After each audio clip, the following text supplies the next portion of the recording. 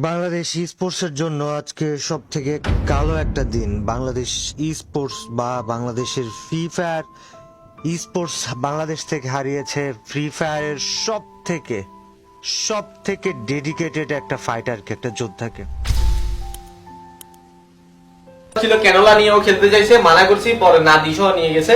নাদি নিয়ে গিয়ে হচ্ছে ক্যানোলাটা খুঁজছে, কারণ ক্যানোলা দিয়ে কিভাবে খেলবে, ক্যানোলা দিয়ে তো খেলা সম্ভব না। আমরা কথা বলতেছি জেবি চিতাকে নিয়ে, এবং আজকে আমি কোনোভাবেই চিতা ছাড়া অন্য কোনো টপিক, অন্য কোনো কিছু, অন্য কোনো চিন্তা আর মাথায় আনতেই পারতেছি না। গাইজ, আমি তোমাদেরকে আজকে একটু জেবি চিতাকে চেনাবো।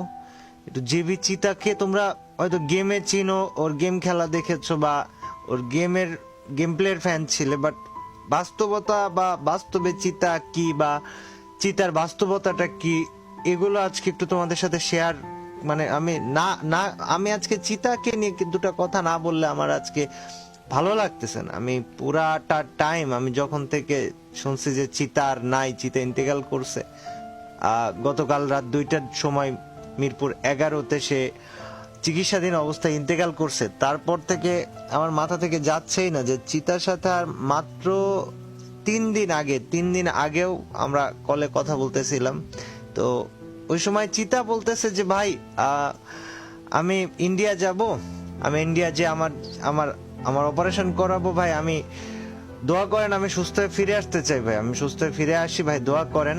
আমরা ভাই, মানে ও এই যে জব ব্রেকার স্কোয়াডটা, এটা বাংলাদেশের সব থেকে কনসিস্টেন্ট একটা স্কোয়াড। আমি কখনো হয়তো এত আহামরি ওদেরকে বড় করে দেখায় ভিডিও টিডিও বানাইনি, কিন্তু মানে বড় করে দেখানোটা আমার ভালো লাগে নাই, কিন্তু ওদের যে কনসিস্টেন্সি, বাংলাদেশ ই স্পোর্টস এর ইতিহাসে ওদের যে অবদান, জব ব্রেকার্স এই নামটার যেই মানে এই নামটার যে মাধুর্য, এই নামটার যে ভালোবাসাটা কাজ করে নামটা শুনলে, এটা বাংলাদেশে আর কোন টিম আছে বা কোন টিমের প্রতি এরকম কাজ করে? হয়তো অন্য টিমের প্রতি বাকিদের কাজ করতে পারে, বাট আমার ওরা বাদে আমার কারোর প্রতি এই ফিলিংসই কাজ করে নাই। এবং জব ব্রেকার্স আমার সাথে কানেক্টেড হয়েছে খুব কাকতালীয় ভাবে। তোমরা হয়তো যারা পুরাতন প্লেয়ার আছো, হয়তো যারা নতুন, তারা জানবা না, এরা জানার কথাই না।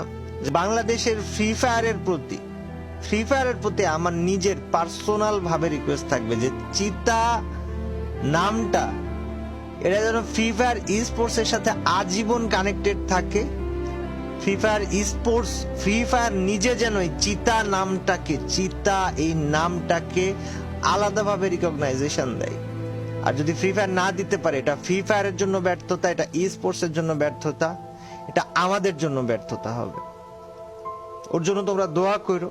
মাত্র 20 বছর বয়সে ভাইটা আমাদের চলে গেছে, ওর আম্মার উপর দেখি যাচ্ছে, এটা হয়তো ওর আম্মাই জানে, আর কেউ বলতে পারবে না। মানে বুঝতে পারতেছো ভাই যে তার ছেলে নাই। আর গাইজ, আমি তোমাদেরকে একটু বলে দেই, চিতার মানে ওকে দাফন করা হবে হচ্ছে ওর ফেনীতে, ওর গ্রাম যেখানে এলনা পাথর, ছাগলনাইয়া, ফেনী, এখানে। তো কেউ যাইতে চাইলে যাইতে পারো। আজকে সম্ভবত বাদ এশা ওর জানাজা অনুষ্ঠিত হবে এলনা পাথর, ছাগলনাইয়া, ফেনীতে। দোয়া করো তোমরা, এবং এই একটা শব্দ মনে রাখো যে চিতা বাংলাদেশে একটাই ছিল, একটাই হয়েছে, একটাই চিতা আজীবন থাকবে, আর কোনো সেকেন্ড চিতা হবে না। ওর জন্য দোয়া করো, আল্লাহ তাআলা যেন ওকে মাফ করে দেয়, জীবনে যদি কোনো ভুল ত্রুটি থেকে থাকে, কোনো কবরের আযাবটাও মাফ করে দেয়, এবং ওকে যেন জান্নাতুল ফিরদাউস নসিব করে। তোমরা চিতা নামটাকে ফ্রি ফায়ারের ই স্পোর্টস এর ইতিহাসে আজীবন বাঁচায় রাখবা তোমরা। এই দায়িত্ব আমি নিচ্ছি, তোমাদেরকে দিচ্ছি, এবং ফ্রি ফায়ার যেন চিতাকে আলাদাভাবে রিকগনাইজেশন দেয়, যেন আজীবন ই স্পোর্টস এর সাথে জেবি চিতা এই নামটা লেগে থাকে। আল্লাহ হাফেজ সবাই।